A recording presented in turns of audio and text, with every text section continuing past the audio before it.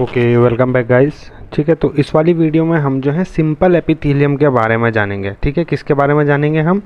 Simple epithelium के बारे में, कि हमारा जो सिंपल एपिथेलियम है या हमारा सिंपल एपिथेलियम होता क्या है। ठीक है ना, तो इससे प्रायर वाली वीडियो में जो है हम टिश्यूज़ का जो है एक इंट्रोडक्टरी पार्ट देख चुके हैं। अगर आपने वाली वीडियो नहीं देखी तो प्लीज़ वाली वीडियो जाके देखें। मैंने वहाँ पे जो है सर्टेन टाइप्स ऑफ जितने भी टिश्यूज़ के फंक्शन हो सकते हैं मैंने वहाँ पे बताए हुए हैं, तो आपको ईजीनेस होगी एक आगे वाला टॉपिक समझने में। ठीक है, मैंने वहाँ पे टाइप्स बताए हैं। ठीक है, तो जनरली हमारे पास जो है 5 टाइप्स ऑफ टिश्यूज़ होते हैं और उसमें से हम आज डिस्कस कर रहे हैं हमारा पहला टिश्यू है, और वह है हमारा कौन सा? Simple epithelium tissue. ठीक है, अभी हमारा जो सिंपल एपिथेलियम टिश्यू है इसको हम जो है डिवाइड कर देते हैं किस में? एक तो सिंपल एपिथेलियम में कर देते हैं हम, और एक स्ट्रेटिफाइड एपिथेलियम में कर देते हैं इसे डिवाइड। ठीक है, सिंपल एपिथेलियम में भी जो है इसके हमारे पास जो है 3 पार्ट हैं। एक होता है हमारा पेवमेंट एपिथेलियम, दूसरा होता है हमारा कॉलमनर एपिथेलियम, और तीसरा होता है हमारा सीलिएटेड एपिथेलियम। ठीक है, नेक्स्ट हमारा होता है स्ट्रिएटेड, है ना। स्ट्रिएटेड में हमारा होता है स्ट्रेटिफाइड एपिथेलियम, पिगमेंटेड एपिथेलियम और ट्रांजिशनल एपिथेलियम। ठीक है, तो देखो चलो हम सिंपल एपिथेलियम को देखते हैं पहले कि सिंपल एपिथेलियम होता क्या है। ठीक है ना, तो सिंपल एपिथेलियम को हम जो हैं पेवमेंट एपिथेलियम भी कहते हैं। क्या कहते हैं? पेवमेंट एपिथेलियम भी कहते हैं।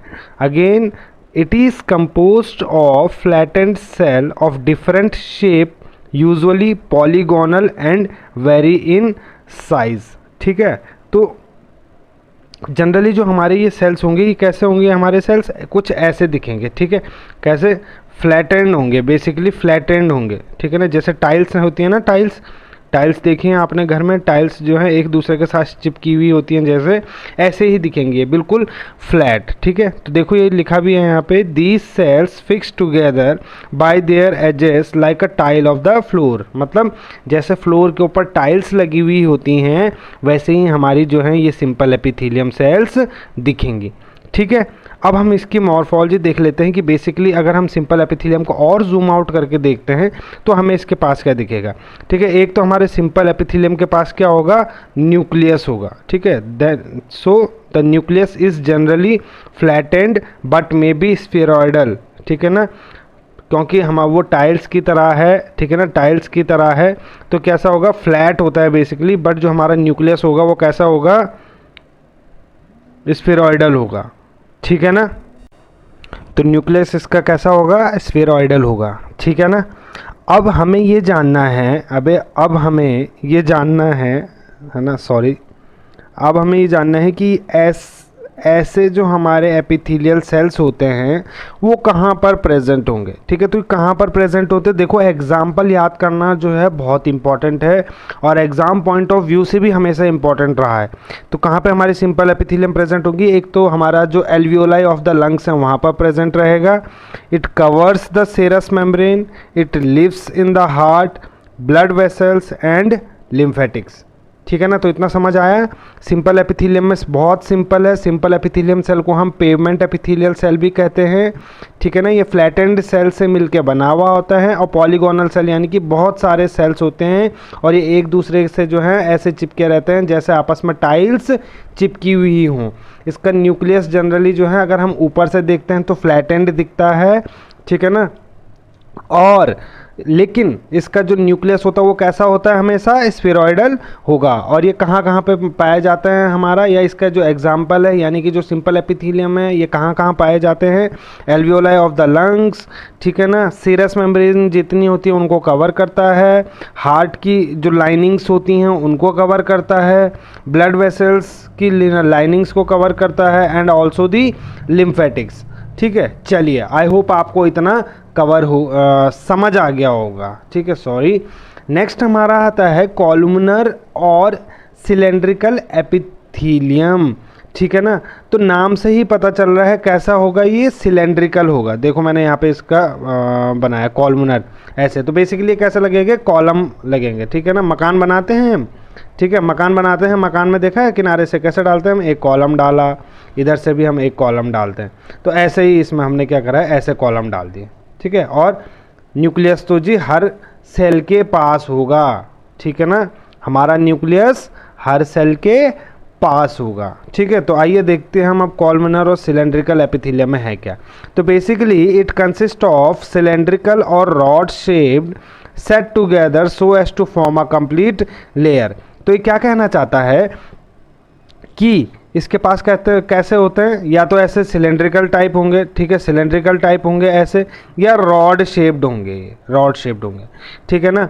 इनका जो सेल्स होते हैं, the cells also have a prismatic figure and are set upright on the surface with support them. मतलब ये एक तरीके का जो कैसे हैं, ये प्रिज्मेटिक फिगर बनाते हैं, अगर हम इसको एक के ऊपर एक रखते हैं, ठीक है ना, और ये ऐसे एक दूसरे के ऊपर रहते हैं कि जैसे एक दूसरे को क्या कर रहे हों, सपोर्ट कर रहे हों। Again the nucleus is oval in shape, है ना। थर्ड पॉइंट हमने क्या देखा, the nucleus is oval in shape, मतलब जो हमारा न्यूक्लियस है वो कैसा होगा, ओवल इन शेप होगा, ठीक है ना। ओवल कैसा होता है, अंडाकार, ठीक है ना, जैसे अंडा होता है हमारा वैसे ही इसका हमारा न्यूक्लियस दिखेगा। तो इसकी स्पेशल खास बात क्या होगी हमारी, ये पॉइंट हमारा इंपॉर्टेंट हो जाता है कि कॉलमनर एपिथेलियम में हमारा जो न्यूक्लियस होता है वो कैसा होगा, ओवल शेप होगा, ठीक है। नेक्स्ट जो हमारे कॉलमनर एपिथेलियम्स होते हैं ये कहाँ कहाँ पाए जाते हैं, again it lines the whole gastrointestinal tract and its glands. मतलब गैस्ट्रोइंटेस्टाइनल ट्रैक किसे हम कहते हैं, जो माउथ से स्टार्ट होता है और एनस तक जो एंड होता है उसे हम क्या कह देते हैं, हमारा गैस्ट्रोइंटेस्टाइनल ट्रैक्ट, और उससे रिलेटेड ग्लैंड्स जो कि क्या करते हैं हमारी बॉडी में गैस्ट्रिक सिक्रीशंस करते हैं, ठीक है ना। और कहाँ कहाँ पे पाया जाता है, देखो मेल यूरेथ्रा में पाया जाता है, वास डेफरेंस में पाया जाता है, again in the tubules, the duct of prostate glands, the bulbourethral gland and the testicular glands. यहाँ पर ये हमारे सारे कॉलमनर एपिथेलियल सेल्स पाए जाते हैं, ठीक है ना। Again these short columnar cells in which the height and width are about equal are termed as cuboidal epithelium, ठीक है। आसान था ये, देखो हमारे वो कॉलमनर सेल्स जो हाइट में छोटे हों, जिनकी की हाइट और विड्थ यानी कि जो लेंथ और ब्रेड्थ हैं वो सेम हो, एंड विच आर इक्वल, उन एपिथेलियम सेल को हम क्या कह देंगे, क्यूबॉइडल एपिथेलियम। और ऐसी जो हमारी एपिथेलियम सेल्स होती हैं वो कहाँ पाई जाती हैं, it is founded in the lining of ducts. कहाँ पाई जाती है हमारी, लाइनिंग ऑफ डक्ट्स, ठीक है। और डक्ट्स किसे कहते हैं हम बॉडी में, डक्ट्स मीन्स गड्ढे होते हैं जो, ठीक है। नेक्स्ट ये थोड़ा इंपॉर्टेंट है, ये वाला पॉइंट इंपॉर्टेंट है, मैं ये बार बार आपके साथ डिस्कस भी कर चुका हूँ कई बार, ठीक है ना। तो एक और बार मैं इसको बता देता हूँ कि गॉबलेट सेल्स क्या होते हैं।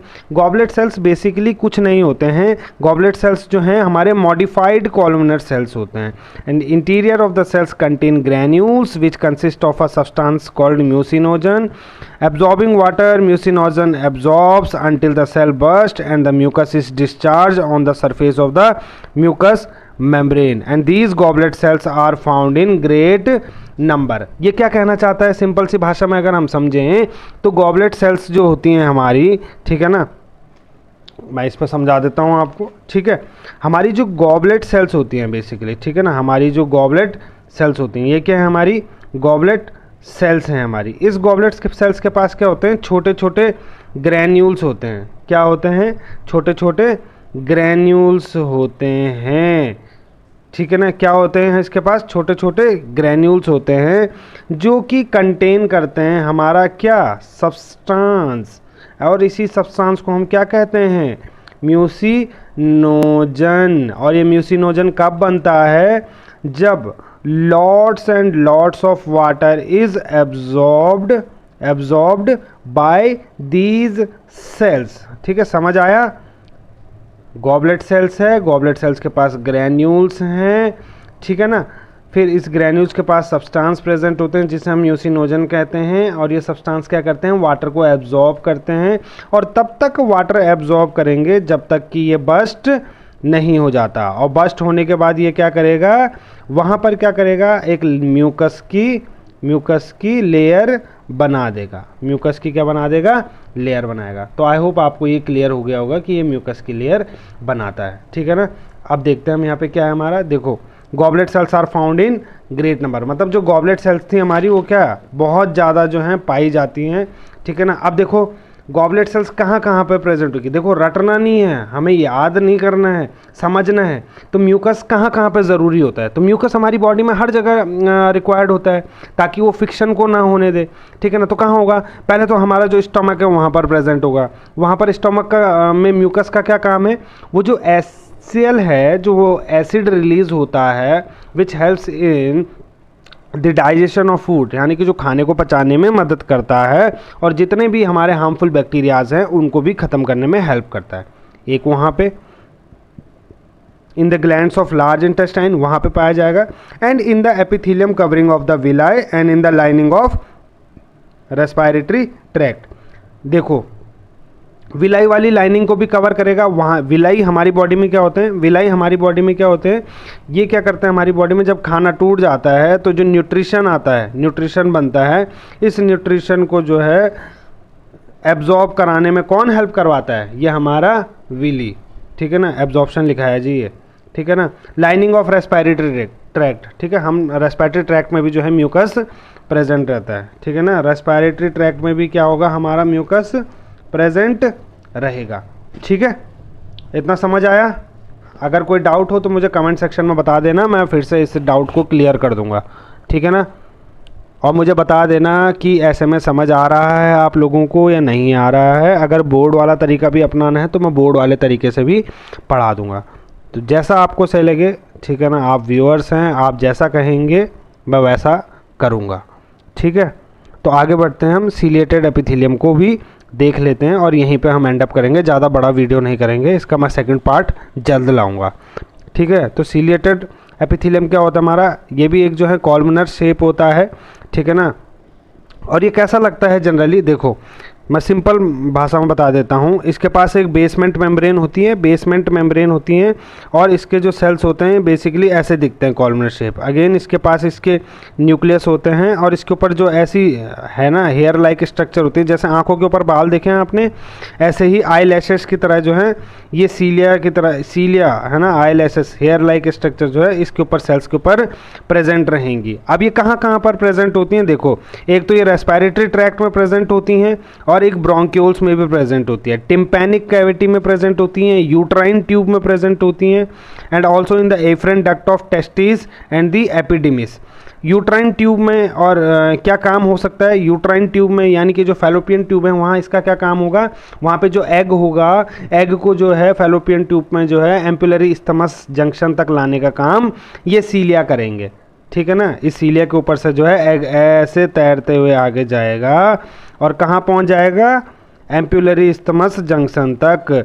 तो अगर वहाँ पर कोई स्पर्म आता है, अगर वहाँ पर कोई स्पर्म आता है तो ये क्या करेंगे, आपस में फर्टिलाइज हो जाएंगे और क्या बना देंगे, हमारा जाइगोट, ठीक है। ऐसे ही सेम टेस्टिस में जो है वो स्पर्म को ट्रैवल करवाने में हेल्प आउट करवाते हैं, ठीक है। ओके गाइस, तो मैं वीडियो को ज़्यादा लंबा नहीं करूँगा। अगर आई होप आपको समझ आ गया होगा जो मैंने आज के टॉपिक में बताया है। अगर आपको फिर भी कोई दिक्कत आती है तो प्लीज़ मुझे कमेंट बॉक्स में बताएं, मैं आपकी हर समस्या को दूर करूँगा। और कोई भी लेक्चर अगर आपको समझ नहीं आता है तो प्लीज़ प्लीज़ प्लीज़ मुझे कमेंट बॉक्स में बताएं, मैं आपकी हर तरीके से हेल्प करने की कोशिश करूँगा। यहीं पे मैं वीडियो को एंड करता हूँ। Okay guys, thank you and take care, and again please channel को जो है लाइक शेयर और सब्सक्राइब करना ना भूलें। Okay guys, thank you.